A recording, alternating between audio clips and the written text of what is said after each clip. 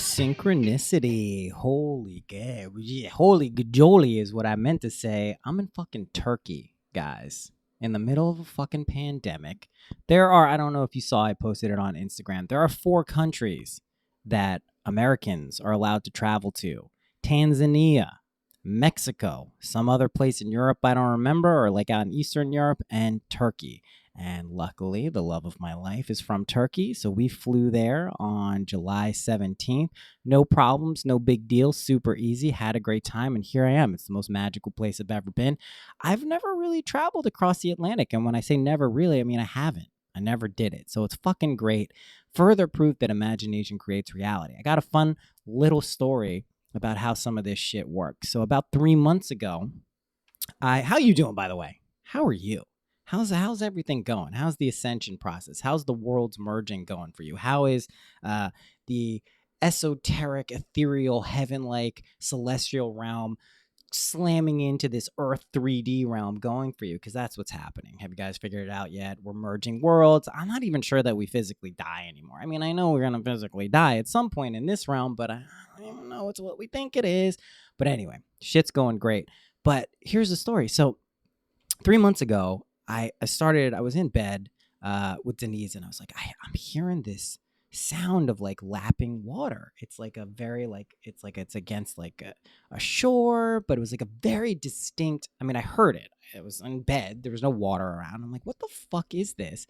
And I realized as I was here, my first night in Turkey, or second night in Izmir. So we flew into Istanbul, stayed there for a day or so, day and a half, and then drove down to Çeşme, which is near Izmir.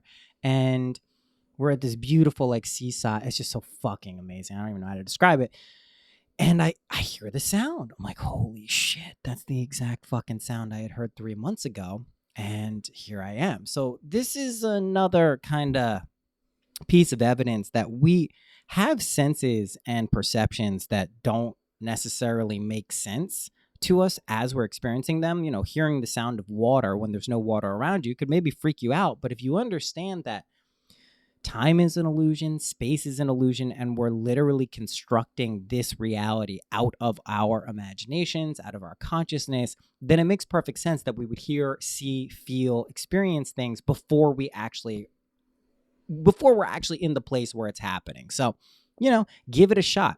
I also, you know, my stance on this, you can summon those forth. If you can convince yourself that you're hearing something and really believe it, that will inevitably flow into your life from within you. So that's it's just an opening story I wanted to give, you know, a little. But guys, it's fucking in Turkey. It's crazy. I understand. All my friends are like, how the fuck are you in Turkey? How'd you do that? How was the flight? I was like, it's normal. It's fine. I assumed I was there. Lo and behold, I'm there. Also just found out they canceled like every other flight. We literally thread the fucking eye of the cosmic needle. And that's what we're doing all the time. You think it's easy to incarnate as a human being and stay alive? Not easy. You did a fucking great job. It's fucking amazing. So congratulate yourself. Things are great. All right. I got a fuckload of notes. This is like 2 months worth of notes. We're going to do what I did last time on the solo cast. We're going to, just go through them as I see fit. Also took a little bit ago about 70 milligrams of edibles. So if I get a little weirder than normal, that's what's going on. Also, there's no weed here, so I'm not smoking. I've been smoking tobacco, like rolling up tobacco. It's kind of nice. I forgot about it. It's kind of cool. All right, so let's get through this up. Oh, also, gotta mention my guys at Ned. Oh, special deal, by the way. Normally, you get 15% off when you use the code SYNC, SYNC, at checkout at helloned.com. This is for all your CBD. Also, I saw a cool product. I'm not going to use it, but it's for period stuff, like period cramps, period things like that. They have a new blend that's supposedly incredible for that. And I just trust these guys. They're fucking cool as fuck. This week, if you use the code SYNC, SYNC, there's a summer sale. You get 20% off. That's even fucking cooler. So go there, helloned.com. Check out their full spectrum hemp oil, otherwise known as CBD. Little interesting fact about CBD. I tweeted this out because I saw my sister post it on Twitter. CBD and terpenes are twice as effective as corticosteroids for fighting coronavirus inflammation. So there you go. So far, we have ketamine killing corona and weed killing corona. So tell me how this isn't the best timeline? Okay, cool. All right, let's get into it. We'll start out of order here. The biggest conspiracy is that you're God and you're playing hide and seek with yourself. All other conspiracies gain their reality via your belief in them. Direct your awareness lovingly towards that which you desire and watch miracles flow from the inside to your external world. I bring this up because there are endless conspiracy theories floating around these days, right? We have the Ghislaine Maxwell Epstein stuff, and this stuff is kind of like a carnival sideshow to me. I really don't pay too much attention to it. During the last smoke session for the Patreon, we got into a little bit of the child sex trafficking thing, and I kind of gave my stance on it, which is it's all real, man. If you direct your attention to it and live in the reality, you will move yourself to the timeline where the conspirators are real. This is a famous Robert Anton Wilson quotes like, if you keep digging and plunging towards conspiracies, you will have all of the evidence in the world that they exist. My point to you is that shit's kind of boring. Like, really, like if you feel motivated to be like a vigilante and cure fucking injustices related to social social distancing, I was going to say, to child sex trafficking, that's cool, that's fine, but like there's probably more interesting shit going on, and to me there's nothing more interesting than you're God. You're literally fucking God. You're God. It sounded like I said you're fucking God. You can also be fucking God. If you're in a relationship, you're also fucking God. But you're God. You're playing hide and seek with yourself. That's fucking cool. You have amnesia. You've forgotten that you are omnipotent, that you are limitless, that you are benevolent, that you are endlessly compassionate.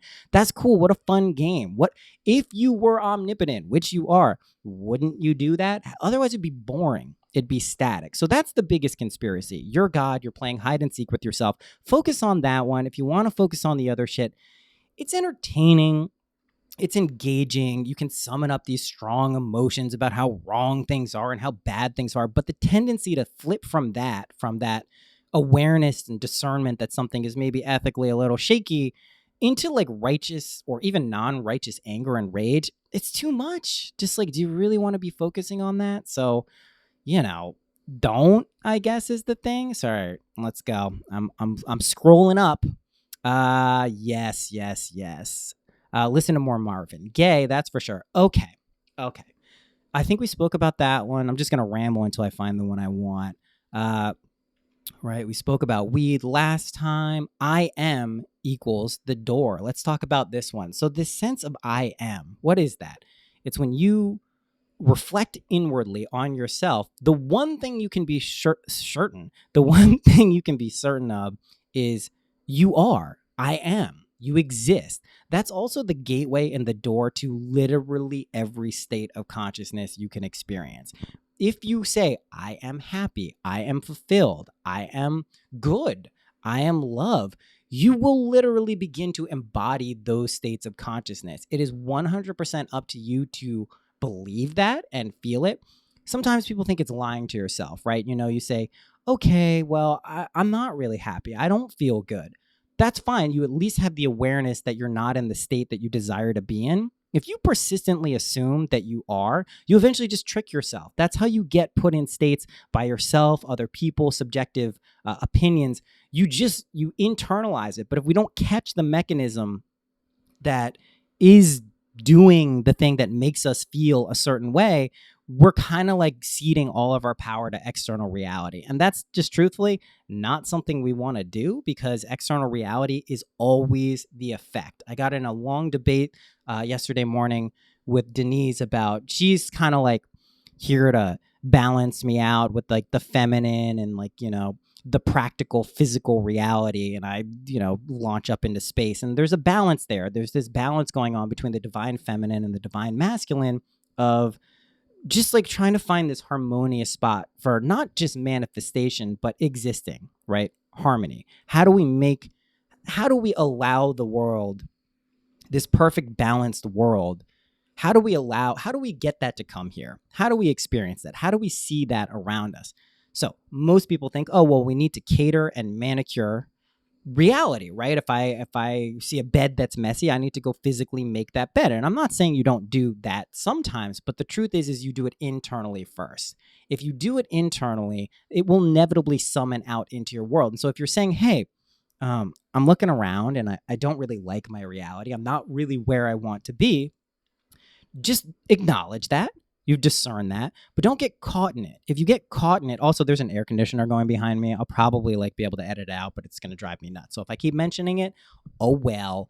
But if you keep focusing on what you are not, what do you think you're emphasizing? You're emphasizing what you don't have, what you're not. But if you really focus on what you desire to be persistently, I guarantee it will outpicture into your reality.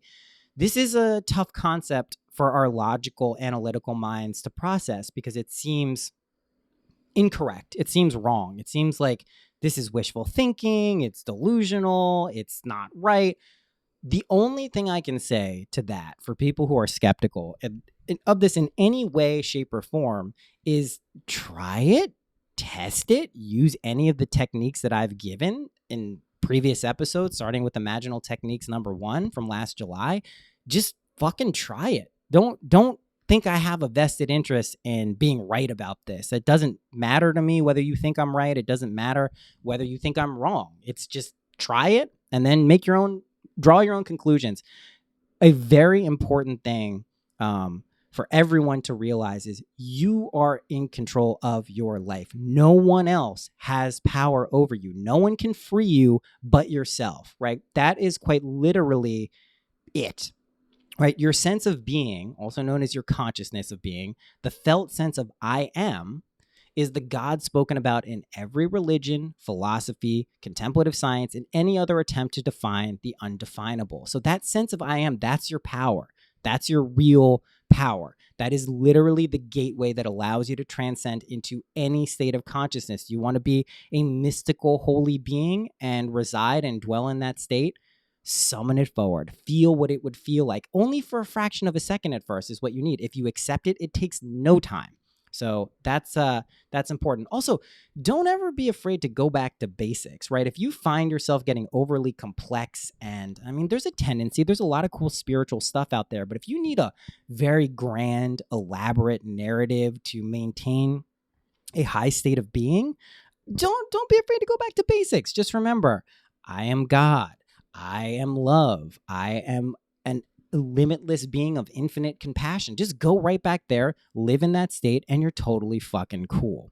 Okay. I feel fucking amazing is a good place to start. It's just true. I find myself saying this so much. Like, I love where I am. I love my life. It's the coolest fucking thing.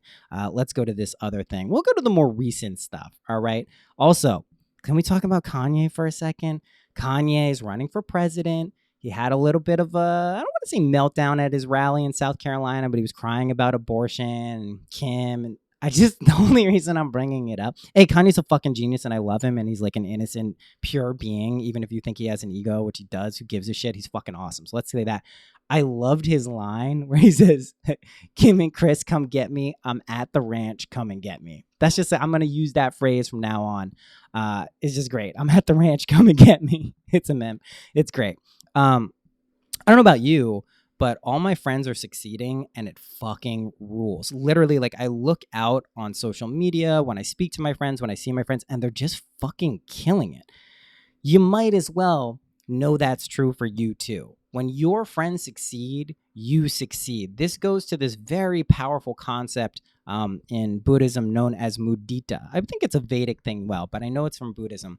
And this is this idea that literally everyone, if you could see the long arc of existence, everything mapped out in front of you from a bird's eye view, you'd realize that at one point in time, literally every being has been your mother and you've been everyone else's mother. If you can hold that in your heart as you engage with this dimension and this reality, you're fucking doing it right. You can't go wrong. That's known as mudita. This is this compassion and joy, sympathetic joy. When someone else has something great happen for them and you feel as though it's happened to you, you feel the joy that they feel, you're winning. You're fucking winning. Do you know what that means? It means whenever you see someone out in the world, whether your friend, anyone, literally anyone, you have access to that same level of joy. Do you want to feel infinitely wealthy? Go feel what it feels like to be like Elon Musk or Jeff Bezos, at least financially. You can tap into that. How great must it be to have a vision for something and see it pan out into the world? That can be your joy as well. Don't ever forget that there's infinite love. Did you forget? Don't forget. It's literally all around us all of the time. I just don't. I know we forget it because life has throws so many things at us. I know, just like, it's been a whirlwind since I've been here in Turkey. Like, we got in, I immediately like drove through the streets of Istanbul, which is kind of crazy. Driving around. Oh, also, guys, I went the fastest I've ever gone before. I was going like 145 miles per hour on these fucking Turkish highways. Holy shit. I don't know how I'm going to go back to the United States and fucking have to drive like 65. The fuck is that? 140. That's the speed we should be going at. It's pretty fucking great. But it's just been like a wild ride. So I know, like, we can forget that there's infinite love. You don't even necessarily need to surround yourself with reminders. Just know that it's there. The reminders will pop up after a fact. Don't forget, what you perceive out in the world is always a reflection of your current state of consciousness, right? It could be prior as well. You could summon it forth, but it's just reflecting back what you believe and what you experience. That's all. It's cool. I want to get a stance out here about democracy and philosopher kings. Okay. We're seeing a lot of wild shit happen around the world, of course, with the coronavirus and the destabilization, especially in the United States, related to kind of these systems that we knew were wrong. We knew they weren't right. They're starting to crumble, right?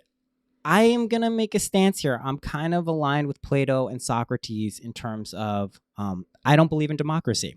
I think it's an illusion. I think it's at best kind of a, you can maintain some semblance of normalcy, but there's not. I don't think everyone at this point is capable of voting the best leadership into position. First of all, in the United States, only like 30% of people vote anyway, if it's that, and they're usually older, and it doesn't reflect, the population of who's really getting shit done. I believe in philosopher kings. That's really what I believe in, or queens, just whatever floats your boat. I just believe that people who have gone inside and recognized their inherent power and the compassion and wisdom that comes from that, those people should be in charge. This aligns with my Hamiltonian perspective. I do believe in a hierarchy. I do believe at various points in time, there are people who are more capable of being leaders, right? King Solomon, various examples throughout biblical and historical periods of time. That's just what I believe. So don't be afraid to say what you believe in. If I go and say I think democracy is not great and it's an illusion, don't react to that negatively. I know we tend to think, depending on where we live, that certain modalities of governance are better than others, but they're not. I'll explore that a little bit more in a later episode. I just want to like get out there and say that I'm not as egalitarian as maybe people think. I think everyone is God. So I think at the end of the day, we are all capable and have the potential to tap into that and work from that place. But I don't think democracy is really a practical thing. And I think we're seeing that now. And I think you could say, well, true democracy works. Well, give me an example of true democracy. I've not seen it in the world. And I don't think it really exists, because part of what keeps this world going is this eternal sense of curiosity. It's this idea that we're always plunging forward in reality. This is all new, right? It's all new. You can say, oh, well, it's all happened before. We repeated it. We're just kind of in a simulation. But no, like, we're creating new shit. That's what God does. God fractures off into trillions of sentient beings, and then we create a new thing. That's the game. That's a beautiful thing. Does it come with suffering and death sometimes? Sure. But it doesn't mean it's a bad thing. It just means we're plunging forward in reality at all times, and we should enjoy that, right? We're coming out of the void and into that. Am I moving fast enough? I'm just literally going through all of my notes. I think that's what this episode is going to be called, Out of the Void into the Dream. I want to talk about what this world is. The best analogy I can give at this point is that it is a dream, right? If you can even think about that when you go to sleep and have dreams there, that's a more accurate representation of what reality is. This is a very specific role and game that we're playing in physical 3D Earth. And we've come out of the void recently. There was this weird black hole kind of chaotic node. And it's not that it's over for everyone, but for a lot of us, we popped out of it and kind of like, holy shit, I'm lucid. Holy shit, I woke up in this fucking dream. Holy fucking shit. What are the rules? How does it work? What can I do? What can I do? The good news is you can do whatever you want. The bad news is you don't have a blueprint, really. It's you're making up your own game plan here. Now, that should be empowering, not freaky. It can be freaky, but like that means you get to do whatever the fuck you want. The only advice that I could impart on anyone is just use your consciousness and your imagination lovingly. You cannot go wrong that way. If you don't like being uncomfortable, if you don't like being, you know, just suffering, if you don't like suffering, then use it lovingly. You will mitigate all factors that bring in suffering into your life. Suffering is optional. I know this cuts. I know it cuts. Like, when I fucking challenge like Buddha, you got to have some cojones to do that. But I do believe it's optional, right? I do believe suffering is optional. I think pain has a function. Pain helps us focus on something, just like shame, emotional pain, physical pain. It focuses in on something that says, hey, maybe there's an imbalance here. Maybe you should work on that. But to latch on to this idea of suffering and allow it to dominate our lives isn't great. Now, Buddha, I'll give him credit. He did say the fourth noble truth is the alleviation of suffering. So it isn't this permanent fixed state of being that we have to reside in, but it is optional. And I guess what I'm trying to say as much as possible is like, you can do it. You can fucking you already did it. You already did it. This is a very important thing. You've already won. You've already succeeded. You already have embodied a pure state of unconditional love. You're just letting it play out now. It's up to you when you want to accept that and either speed up the process or enjoy the process.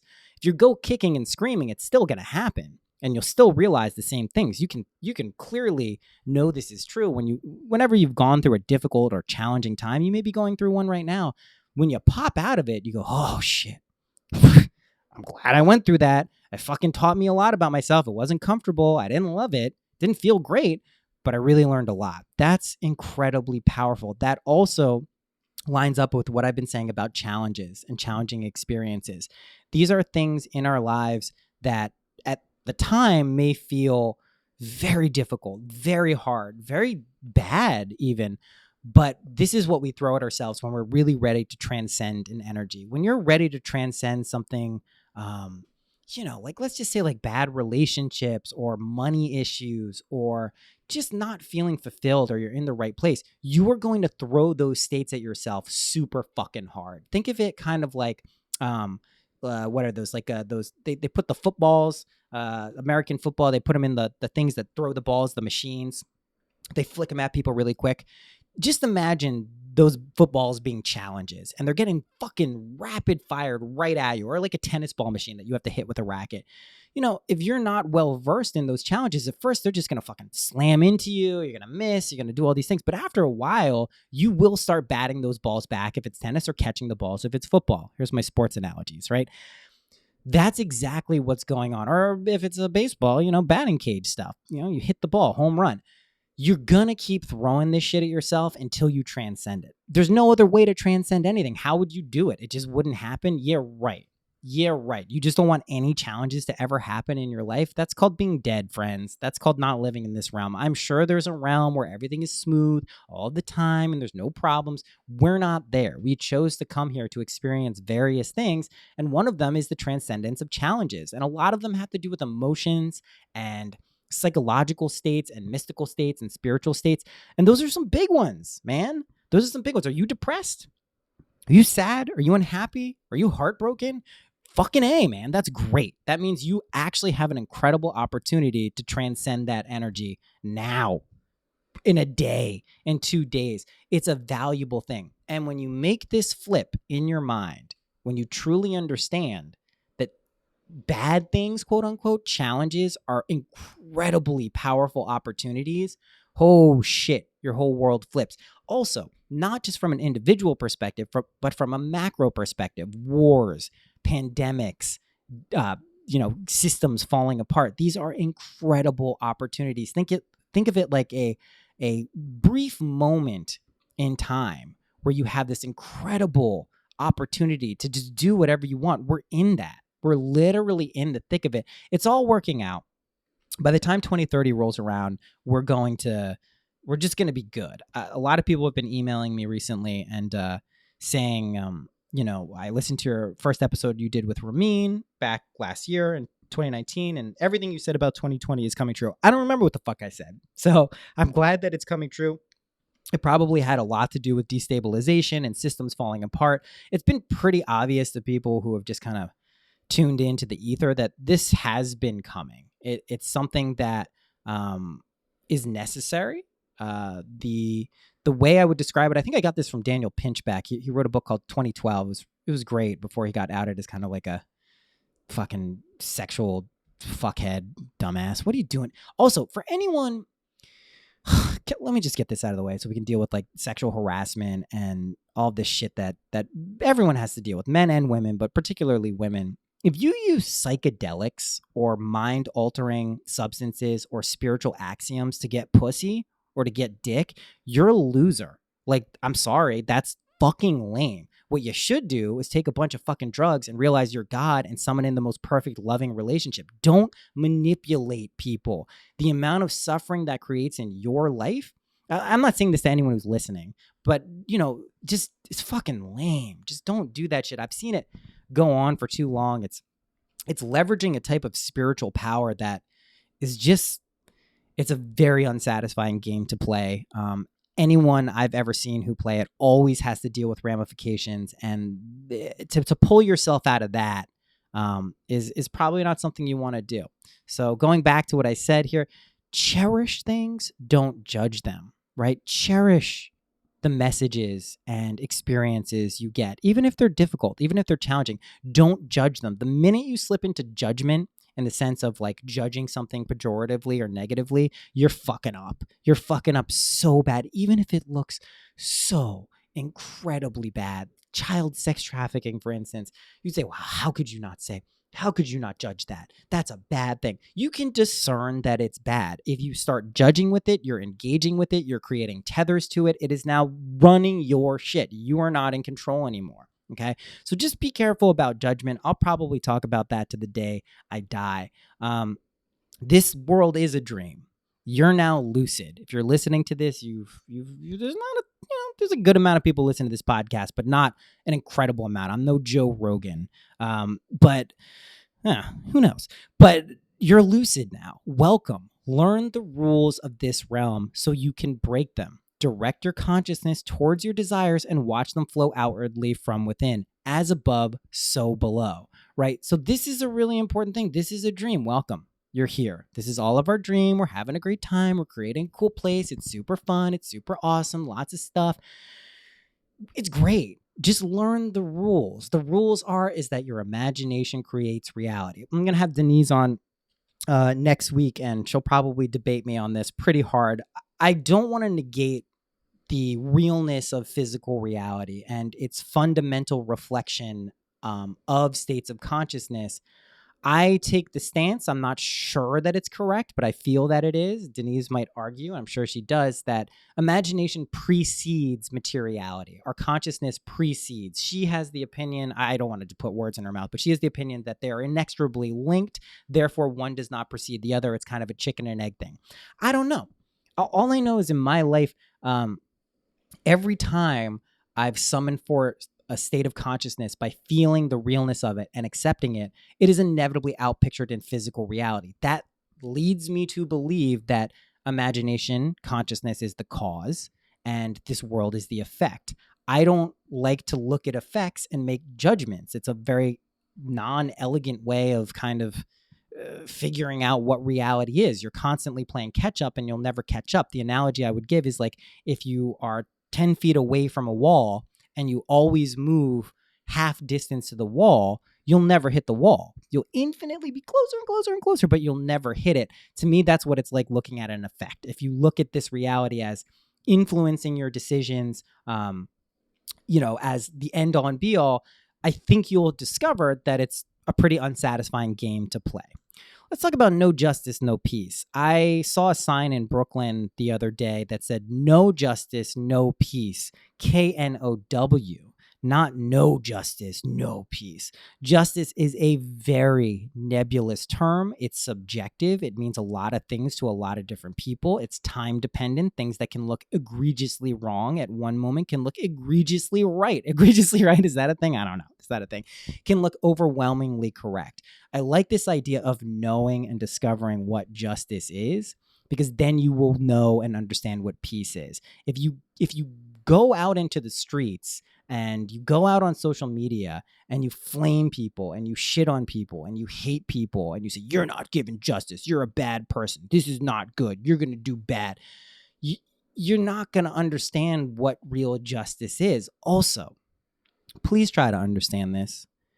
Your opinion of the world is your conception of the world, rather, is your opinion of yourself. That's really important. If you think the world is a bitter, dark, evil, demonic, shitty place, you're confessing your opinion of yourself to the world. This is why whenever you go on social media, you can see the people who are really like getting it and the people who really aren't. The people who are raging against the machine and talking about how fucking awful this world is, they're talking about their lives. They're talking about themselves. If you find yourself being one of those people who are doing that, just catch yourself. You'd be like, oh shit, do I really want to hate myself? Do I really want to think this world is fucked up?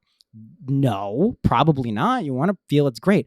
If you know the world is a beautiful, wonderful, magical place, even amidst the death and destruction that's ravaging the world, all this stuff, you will get all of the evidence that's true. And you'll also start to embody that and emanate it, right? This is this idea of when you appropriate states of consciousness. I use this for the relationship stuff for a lot of people during the readings. Usually, FYI, when people sign up for readings, very rarely they'll hit me with like money stuff, career stuff, relocating, all this stuff. Most of the time, unless they're like clearly in a loving, fulfilling, cosmic soulmate relationship, they do want a partner. Not all the time. People have very different relationship ideals, but I think a lot of us are looking for a soulmate, right? And I know I didn't believe in soulmates. I really didn't up until like 7 months ago. I just didn't really believe in the concept. I thought of it like, okay, maybe, but it's more likely that there's a lot of different people for a lot of people. We move through these experiences. Sure, that too. Soulmates do exist.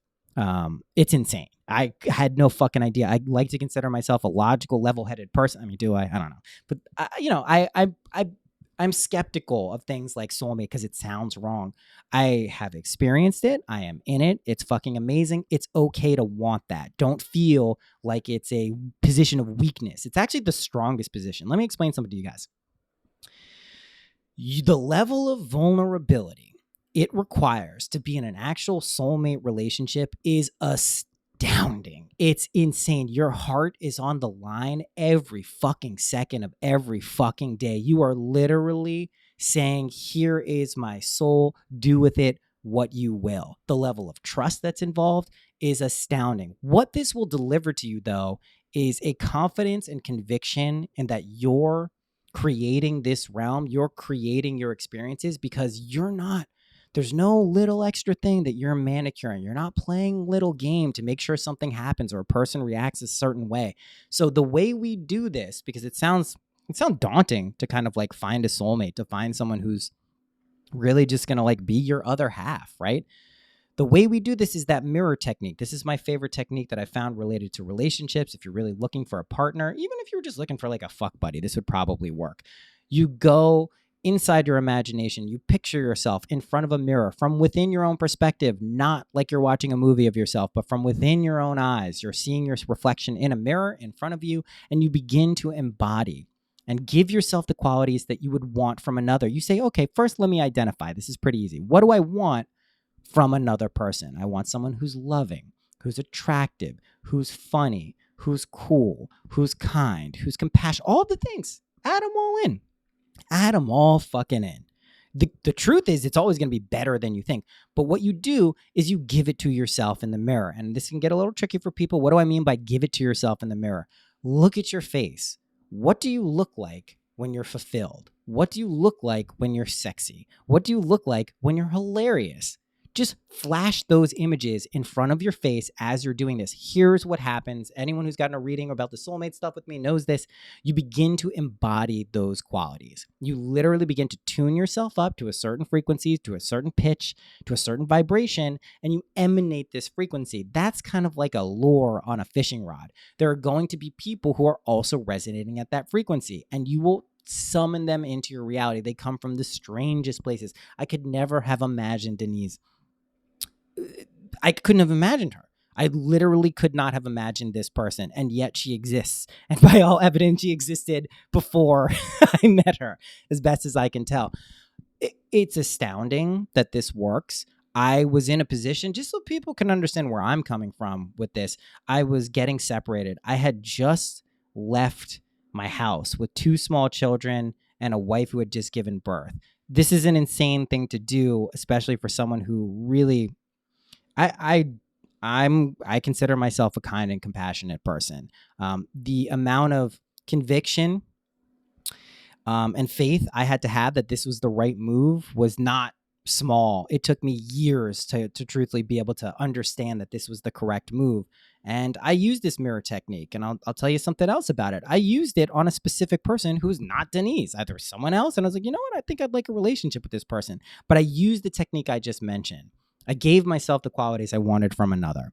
And when I did this, with the person I put in the mirror with me, that didn't pan out. It was actually quite frustrating, not in a bad way, not in a terrible way, but it was like, it was like blue balls, like fucking blue balls, but it didn't happen. But then I met Denise, and I don't know how to describe what happened, but it was an incredible life-altering experience where today, as I'm recording this podcast, I'm in fucking Turkey.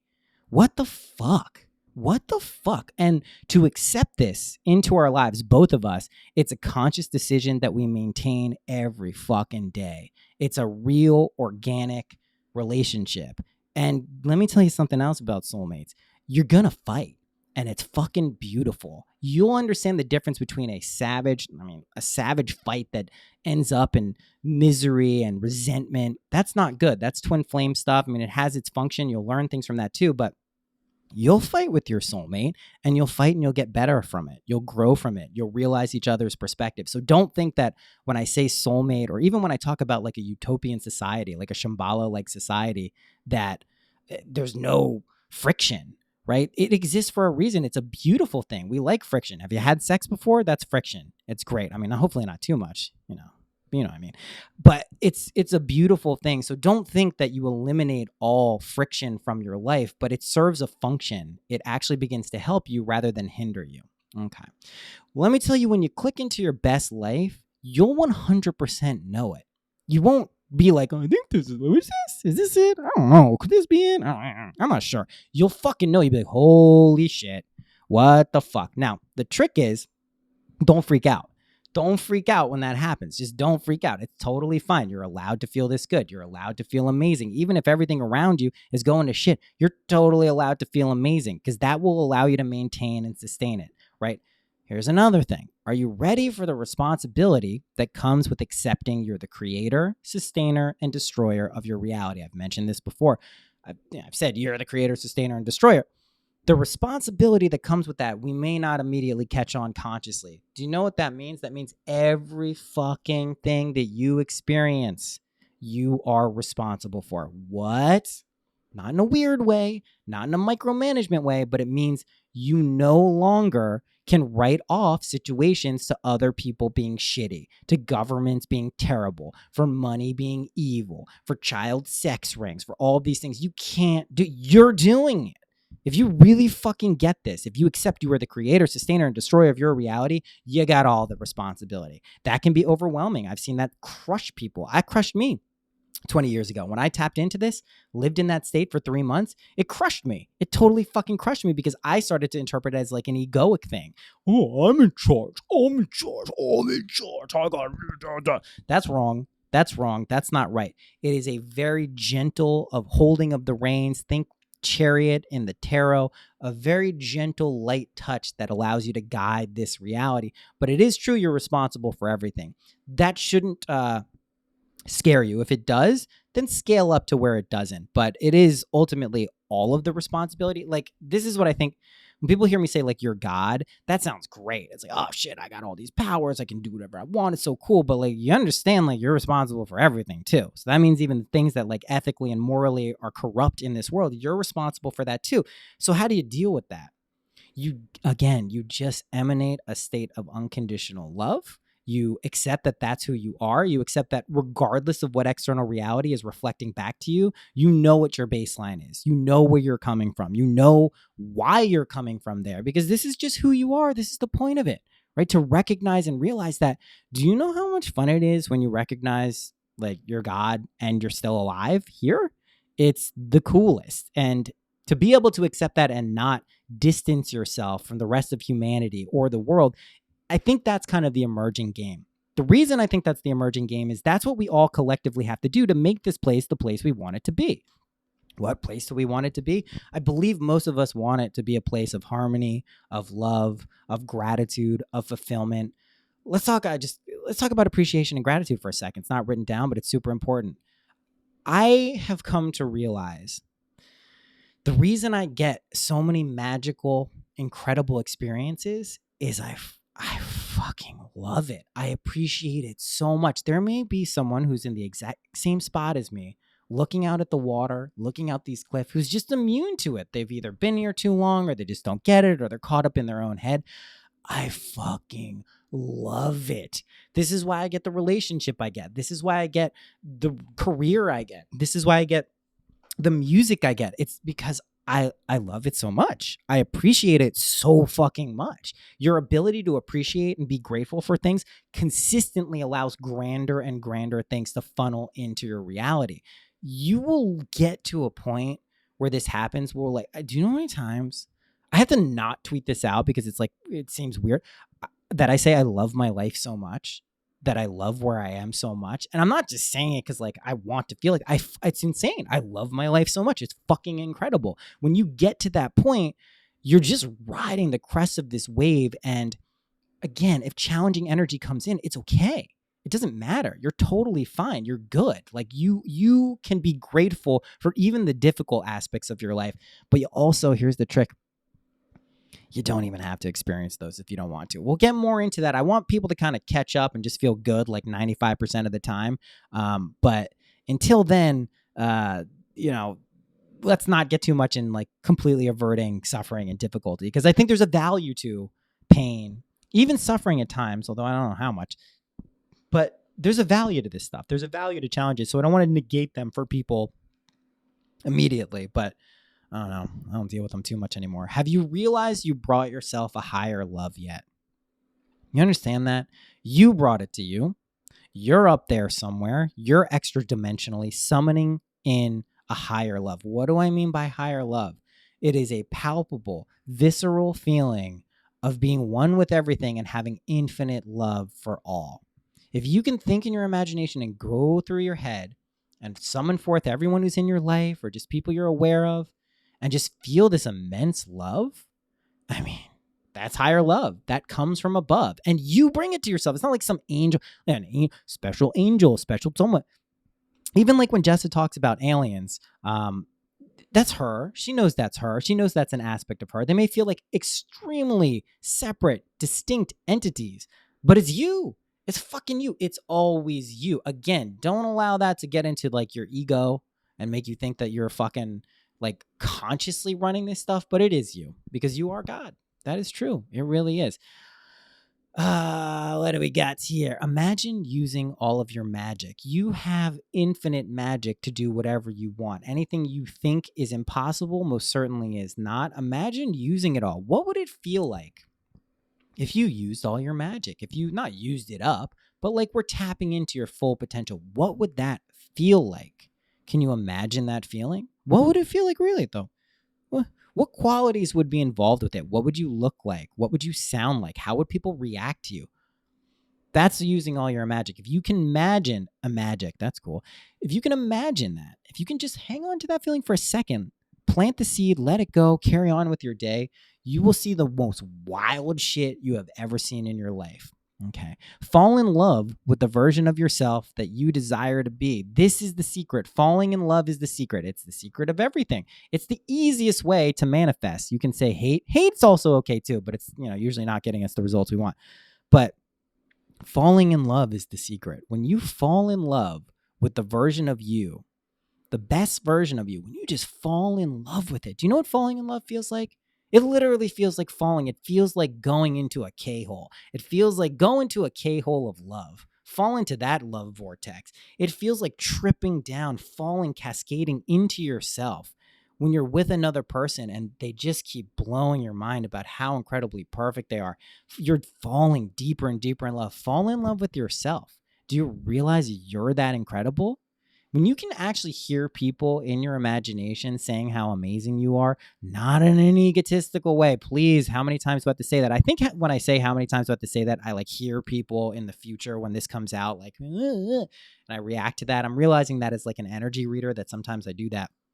But when you can really fall in love with yourself, oh my God, you don't even know what's about to happen. And we live in a time where it's easier than ever to kind of get results, empirical results in reality. It's just so easy now. We're so loosey goosey. The psychic and the ethereal is just they're aiding us always. Your ancestors, by the way, spiritual, physical, familial, genealogical, all of them, they're lining up behind you in like this pillar of light.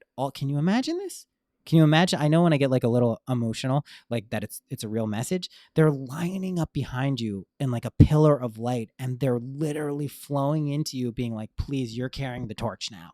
You're the fucking Olympic torchbearer. You're the one lighting up the darkness. We want to see you succeed. We want you to experience everything that you possibly can. You've incarnated at a very special point in time. Like a very, very, very look in history, right? Let's acknowledge time as a linear chronological thing. This is a fucking crazy point in history. There have not been many of them. Even astrologically, things are lining up in an unprecedented way. All of your ancestors, all of them, all of your friends, they're lined up behind you. People have died. People have never existed. Even beings that haven't come to the planet yet. Future children, right? They're literally like, you're fucking killing it. You're fucking nailing it. We love this shit. And when you fucking understand that, when you can really feel and see it, watch what happens. That means when you fucking stumble and fall, an aspect of you known as a relative, known as an energetic brother or sister, they fucking pick you up. This is an image I would like all of you to hold on to. This is something that came to me a few months ago when I was with Denise, and it made me cry a little bit of squirty tears when I got it. If I fall, she's there to pick me up. Her hand is there. Just think if it's not a big fall. Just think you're on the sidewalk and you stumble and you fall and you scrape your knee, right? Maybe you can't get up so quickly. She's there to pick me up. If she falls, she stumbles and falls, I'm there to pick her up. That's literally all we're doing. It's not more complicated than that. It doesn't have to be more romantic. It doesn't have to be more spiritual. It's just we're picking each other up until we fucking get to the place we want to go, right? The Ram Dass quote, we're all just walking each other home. 100% right. Sometimes we trip. Sometimes there's some snags on the gall. Sometimes on the gall. Sometimes there's some gall isn't even close to any word I was trying to say. Wall? Crack in the sidewalk? Okay. Sometimes you trip and fall. It's okay. We're just walking to a cool fucking place. I had a really cool thought. I'm just jumping, guys. Here's one. I want to go back to the gratitude thing. If you can feel grateful for what's yours, but you haven't experienced yet, you'll witness it flow into your life with unprecedented speed and harmony. You understand? Like, can you be grateful for something you don't physically have? Can you be grateful for that relationship, for that sense of freedom? For the money, for the house, for the children? Can you be grateful for that already? Watch it fucking flow into your... You'll be like, what the fuck? You could be fucking on the streets, less than you've ever had, fucking worst possible fucking situation. Are you grateful for what you don't see right in front of your face? You can't touch, smell, hear with your physical five senses? Watch it. The way reality reshuffles itself when you do this is fucking insane. And it's the coolest. So try that. Witches are bodhisattvas. I didn't realize this until a few weeks ago. I was listening to the podcast with Jessa, Lacey, Tiara, and Tiara, and Amy Spicer, and Lacey, I think, was saying something about like witches incarnating over and over to like help people and humanity. And I'm like, oh, you're bodhisattvas. Of course. The Buddhist idea of that there are these beings who have reached, they're just about to hit enlightenment. Holy shit. They're just there. They're right about to do it. They fucking know they're about to do it. They know how to do it. It's just putting like a little piece, it's like a last puzzle piece. They have the piece in their hand. They can put it there and they say, hey, you know what? Hold up, motherfuckers. I can't do this right now. I got shits I gotta do. I gotta go back across the river of existence. There's some people who have not realized this yet. I gotta get them on my fucking boat and I gotta go back and bring them to this other side of the river. And my boat's not that big. It's kind of big. Maybe hold like 13 people at a time. Go and I'll bring them back. Oh, there's billions of them? All right. It sounds like I'm going to be on this boat for a while. That's what a bodhisattva is. It's someone who has literally just about transcended every aspect of physical reality, but make the vow to continue to come back in the name of compassion to ferry across all sentient beings. Now, this can get tricky. I've seen very wise, acclaimed masters, I will not mention by name. Many of them are living, who are people I admire. Their outlook, their perspective, their life is a testament to compassion. But I see how this concept of the Bodhisattva's vow fucks them up. If you see an injustice objectively or subjectively and feel that you are responsible for specifically alleviating that injustice, that is not the Bodhisattva's vow. The Bodhisattva's vow is to be the best version of yourself that serves as a beacon to wake people up. I guess wake people up, show them their true power, whatever it is. If you think that means you have to be an activist, if you have to be a monk, you have to be this, that's not right. Now, we don't judge people for doing things maybe that aren't aren't just like emanating this idea of waking people up, but there's a line there that can turn into kind of morality and ethics. Morality and ethics are tricky. They're really fucking tricky. I'll say that. In duality, we like things to be binary, right and wrong, good or bad. In this reality, rather, in actuality, the real reality, it's not that. It's never binary. It's always gradients. It's always shades. The worst, most horrible injustice has its place in this reality as much as the most benevolent, kind, compassionate act. They exist. It's duality. One could not exist without the other. How would you know what was kind if there was never something that was unkind? How would you know? How'd you fucking know? How would you know? Really? No. Even if there wasn't, you could say, okay, well, it was neutral. You know, it's just people doing nothing. And then kindness came along. Okay, sure. Once we establish kindness on a spectrum or a polarity, the opposite will also be created. That's okay. We don't judge it. We don't say, oh, unkindness, you're bad, you're stupid, what a piece of shit you are, unkindness, how dare you exist, you have no right to exist. What do you think that does? Amplify unkindness, makes it feel scared, makes it feel weird, amplifies its signal in this reality. We say, oh, we acknowledge your function, your necessary existence because of something so benevolent and kind. So that's an approach that I don't know how many people are truly ready for, but it's important to at least experiment with it. Experiment. Go find the worst shit you can find on the internet. Just the most horrible, objective. I mean, what kind of advice is this? But just go find like some morally reprehensible thing, right? And be like, just find it and watch your reactions come up. I saw the other day, Apple News is great for this, by the way. I don't know what algorithm I'm fucking in, but it's like child murder algorithm and fucking Apple News Times. They're just hit. They're like, the corona's not working with them. The fucking Black Lives Matter fucking Portland shit isn't working on them. Send him child murder.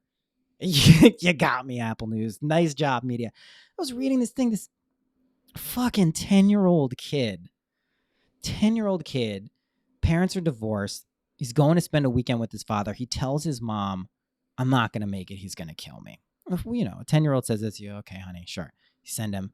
Sure enough, he sends like a final text. His dad killed him. Like just strangled him with a fucking plastic bag. How do they even have these details? I think this is in like People magazine. How are they reporting on this shit? Anyway, worst horrible thing, right? Your immediate reaction is, how could someone do this? Like just beyond any level of conception.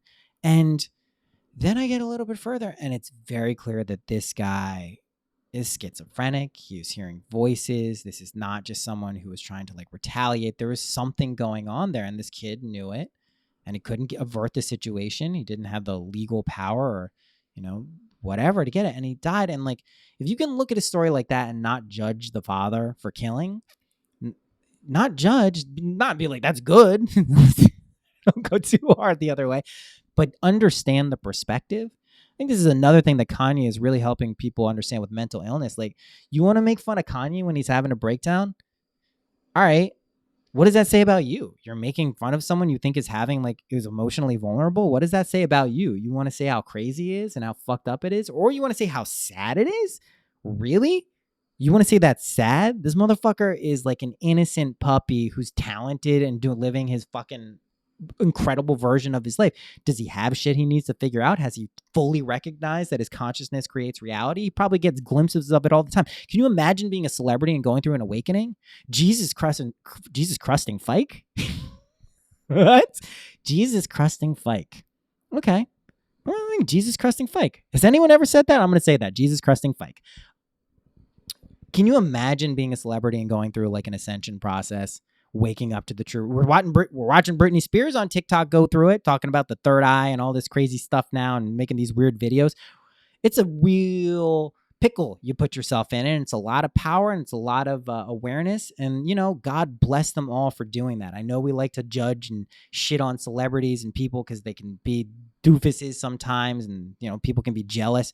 But like, wow, that's a role. Donald Trump, that's a role. Who signed up for that one? I'd love to meet the being behind Donald Trump after we're dead and be like, yo, dude, what the fuck was that? What the fuck was that shit?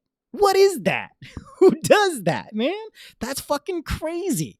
That's truly an insane role to play. Like, you signed up for a doozy, man, and you bought it and everyone else bought it and they really thought that's who you were. And you're like, oh, I don't know, man. It's fucking pretty crazy.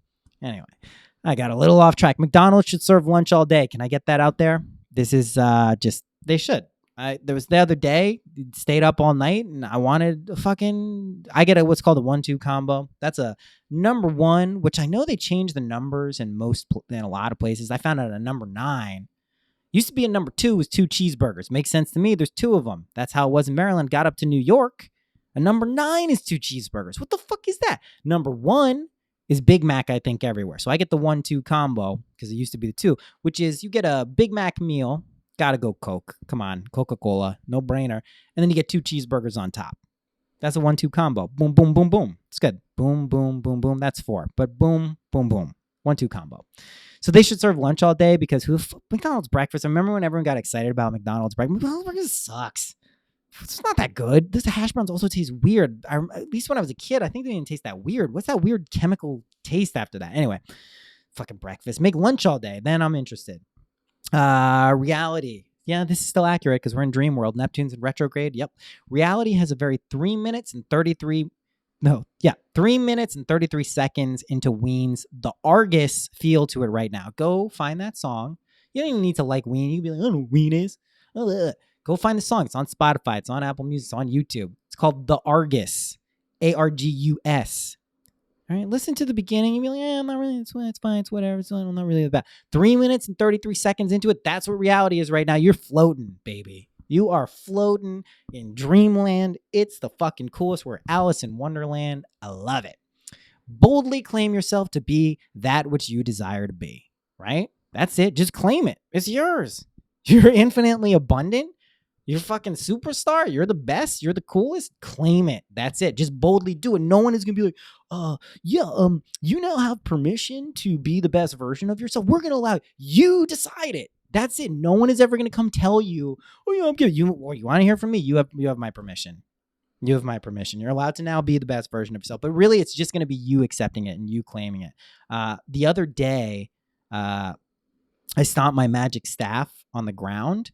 I don't know if you guys remember, like a year ago, I got this weird compulsion to pull this tree out of the ground, and then I whittled it and if anyone who knows me, this is bizarre. Why was I doing this? Super stable, super normal. It's just like something that I was into. Whittled this thing and it looks like a magic staff. I varnished it even. I fucking varnished it. I didn't even know what varnishing was. And I stomped it into the ground like a month ago. Whew, I know that was something. I don't know what it was, but it was something. Some of you have never experienced a collective transmutation of shame, trauma, fear, and dissonance for the express purpose of realizing who you are, and it shows. Guys, it's not that big of a deal. It's just a collective transmutation of shame, trauma, fear, and dissonance. No big deal. And the purpose is for you to realize who you are. It's great. It's pretty much the best thing.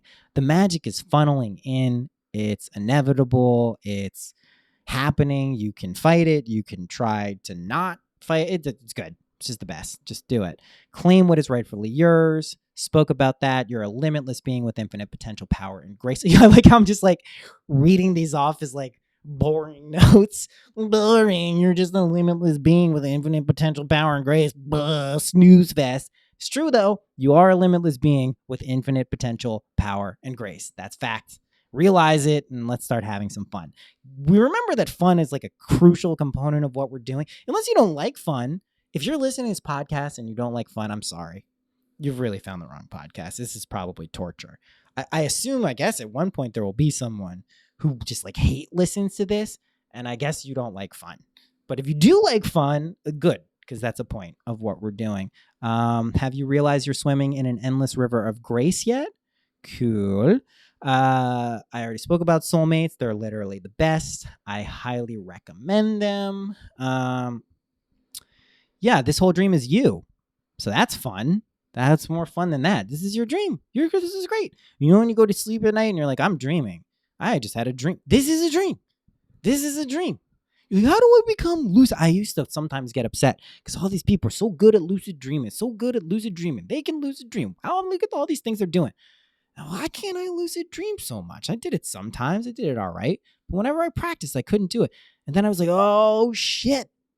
Because this is the fucking dream. Lucid dream. You're going to go fucking have an orgy. That happened to me a couple times. Orgies, the fucking dream orgies. Those are weird. But like, fucking, that's cool, I guess. But like, maybe live the best, coolest, sustainable version of your life in this world. All right. Just give it a shot. So many. Oh, wait. Yeah, you're all right, cool. The discord seen out in the world is the outpicturing of the dissonance between the collective conscious and unconscious mind. So what I mean by that is we have this conscious, objective, masculine reality. Then we have this subjective, unconscious, feminine, intuitive reality. That's the more driver of this world. This world is feminine. Can we acknowledge that? We live in Earth. She's a woman. It's feminine. It just is. That's what physicality is. Denise is teaching me this more than anything because I'm someone who can go off into space and the kingdom of heaven and just, whatever. It's up there. But this world is generally run by the subjective, highly irrational sometimes too. You can't make it rational all the time.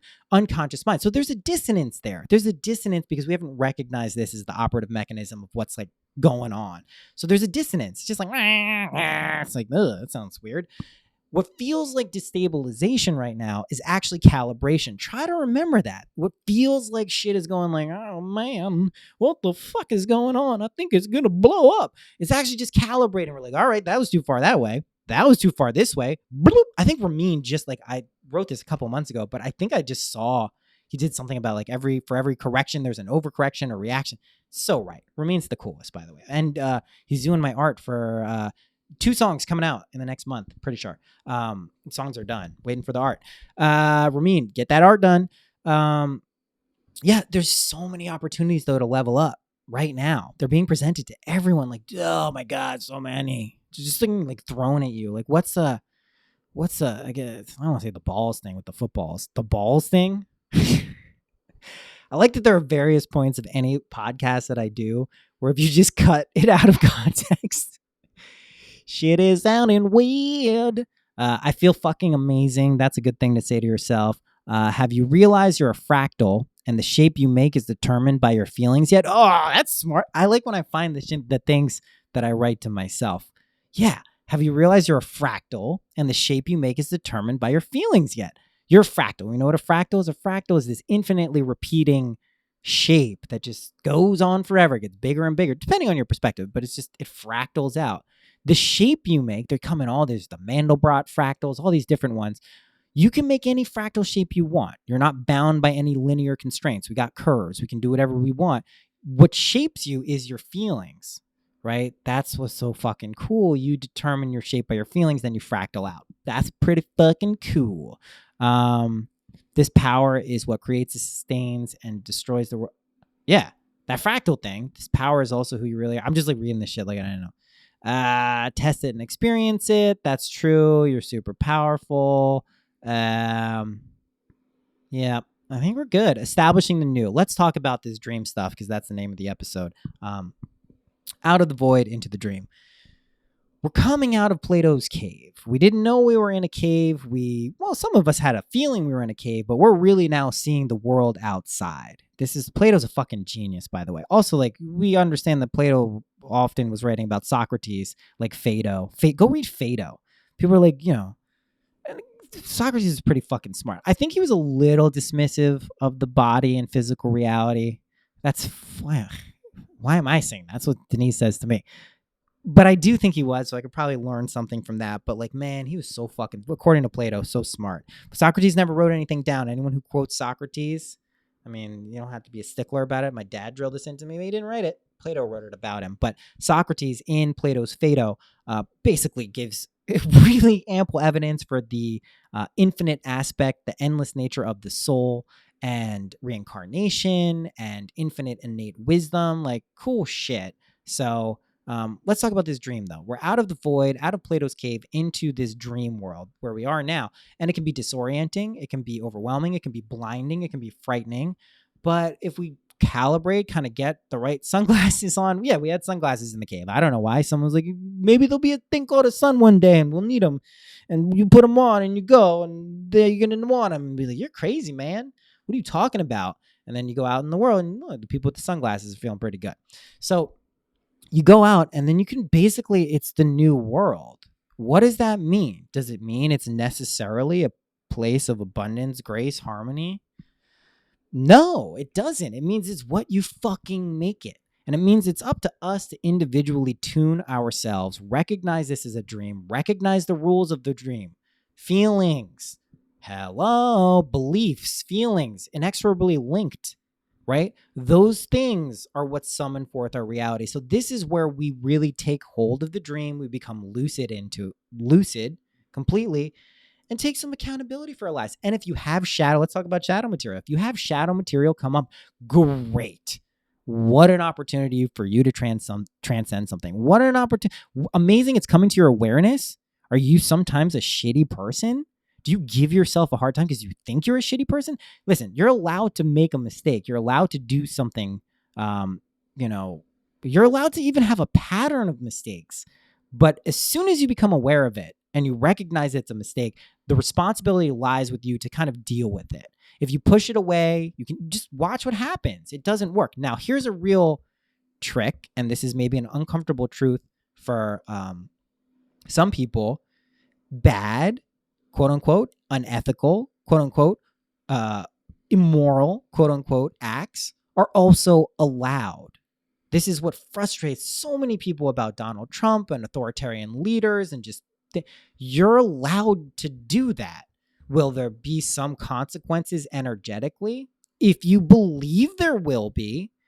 Now, another thing that happens to be true in my experience is there is a level of dissonance that's created from an energetic imbalance. If you have to work especially hard to push your reality onto other people, you will likely experience that comeback.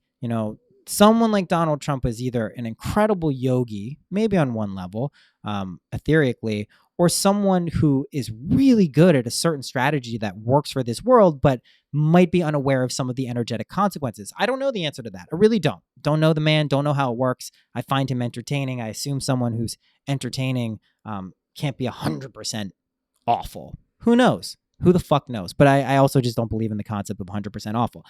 The one thing I can say about this dream is you can feel safe, you can feel secure, you can feel happy, you can feel fulfilled, and you can feel confident that what is supporting it at the end of the day is unconditional love. What we call God, what we really embody and feel ourselves to be, is a sense of unconditional love. That's God. That's all. That's that source energy. And you can say, oh, well, how do you know that? I've just felt it for long enough and strong enough to know it to be true. And you don't think I've had people try to shake me off that idea? You don't think I've tried to shake myself off that idea? You think I'm just like a delusional, pie-eyed hippie who's like, it's unconditional love, man. It's all there is. It's like, nah, I fucking thought about this shit and I've experienced it. And let's say it's just a trick. It's a game. This is who I'm tricking myself. It's not how it is. The brain is what's in. Whatever, dude. whatever. I will say this. I'm going to have to reconcile my own personal feelings about people who get too overly, physiological or nihilistic about reality. You don't want to react and bind yourself to that.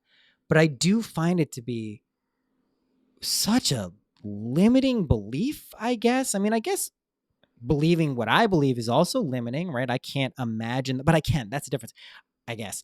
I can imagine the world being physiologically based, the consciousness having no interplay. It's difficult for me to believe that. It's virtually impossible just from my direct experience, but I can imagine it.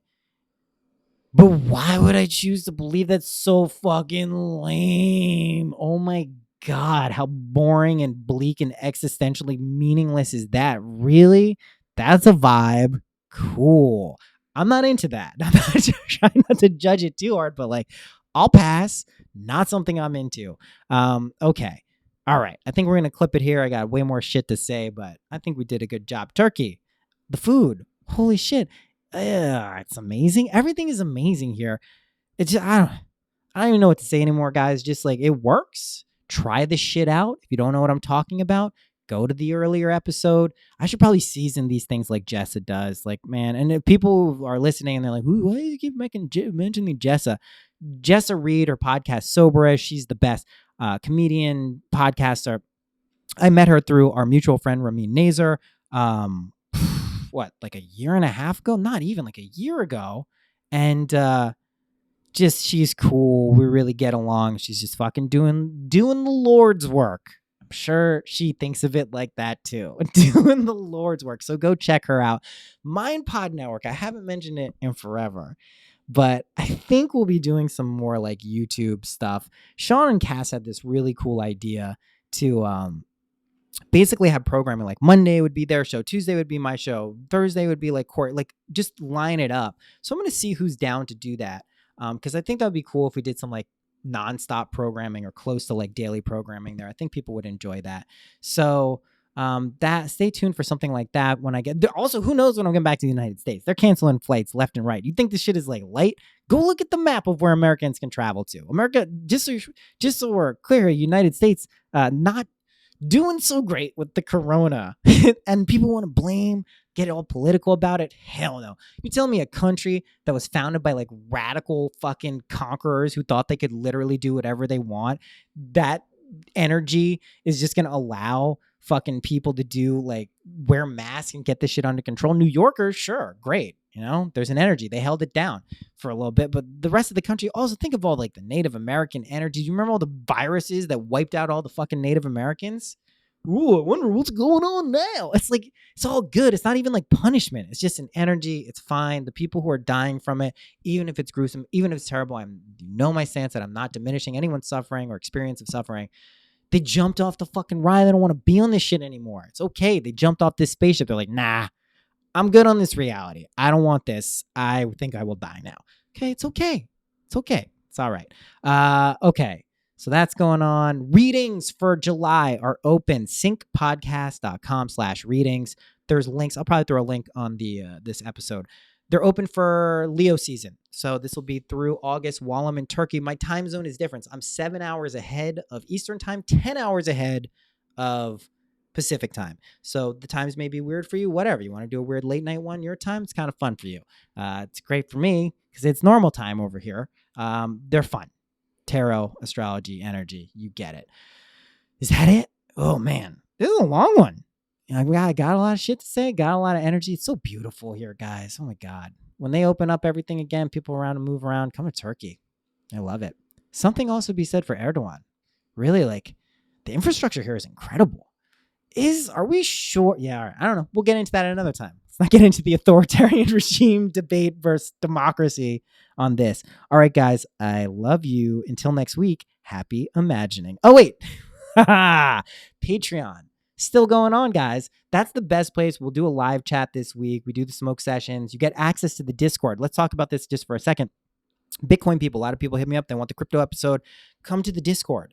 There's a Discord I've had since 2017 for crypto. It's fucking awesome. I use it. It's now a resource for me. It's my favorite resource for crypto. I trust these people. I know these people. They're my friends, and they're smarter than me now about crypto, and it's incredible. So you get that at every level, 7, 13, 22. Bonus episodes at 7 with Q&As, bonus episodes and Q&As at 13, and smoke session plus all that other stuff. Those are like Zoom sessions where we hang out, smoke weed, and shoot the shit. Those are all available at patreon.com/synchronicity. I'll also have a link to that. Of course, it's fucking regular shit that we do. All right, now for real, until next week, happy